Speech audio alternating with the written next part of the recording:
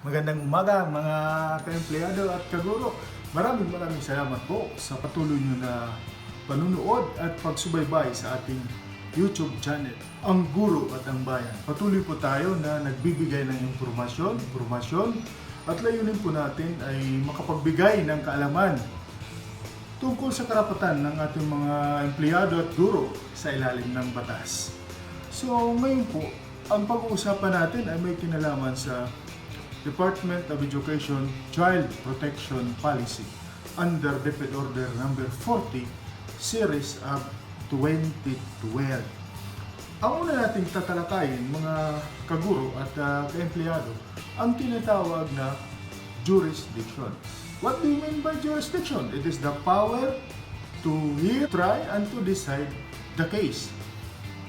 Now, as provided for in Department Order number 40 Series of 2012, complaints of child abuse, violence, discrimination, exploitation, bullying, and other acts of abuse under this department order shall be within the exclusive jurisdiction of the Department of Education and shall not be brought for amicable settlement before the barangay. So malinaw po yan mga kaguro at mga ka-empleyado.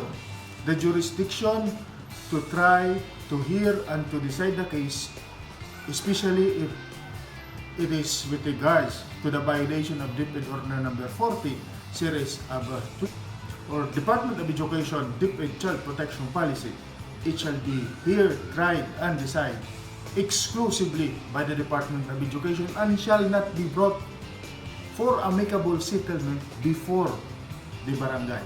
Malinaw po yan, mga ka-empleyado at kaguro.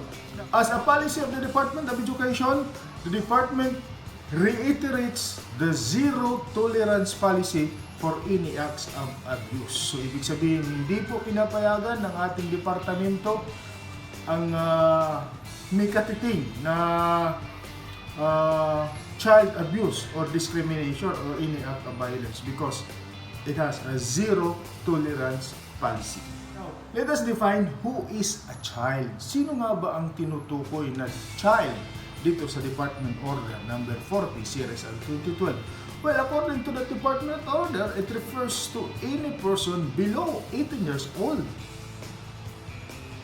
or 18 years of age but unable to take care of themselves, or for the purposes of this order included all students or pupils who may be 18 years old of age or older but in school. So even if your child is more than 18 years old but they are enrolled in schools, they are considered as a child and covered by this Department Order on Child Protection Policy. Now we go to the types of abuses. What are the types of abuse? First, we have physical violence. It is an act to inflict bodily or physical harm. It includes assigning children to perform tasks which are hazardous to their physical well-being.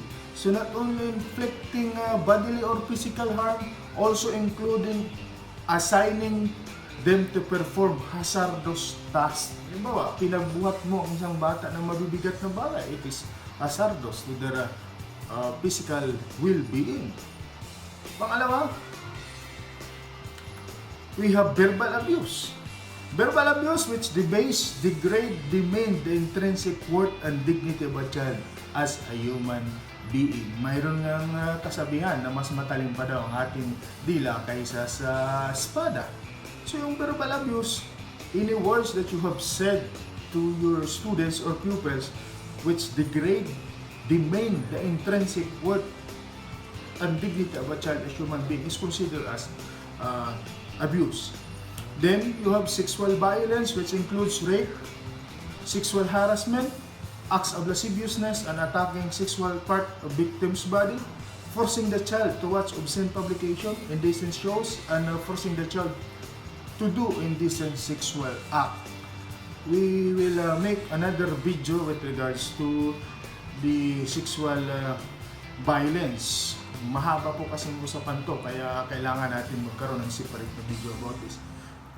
Then you have psychological violence. Psychological violence, it refers to the acts or omission causing or like cause mental or emotional suffering of the child. Yun po ang psychological violence, which includes intimidation, stalking, harassment, damage to property, public ridicule or humiliation, repeated verbal abuse, and including the deduction or threat of deduction from grade or merit as form of punishment. Then you have also negligence.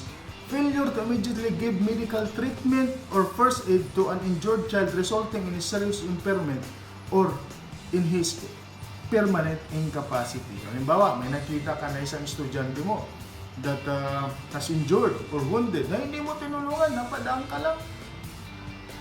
It can be cause or a ground for negligence. Then, you have discrimination against children.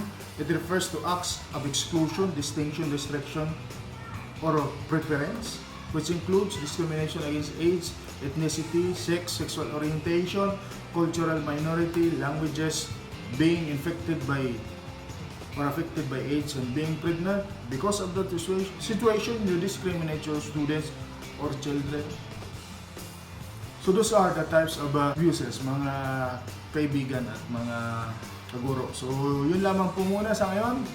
Procedures on handling these types of abuse will be discussed in a separate video. So maraming salamat po.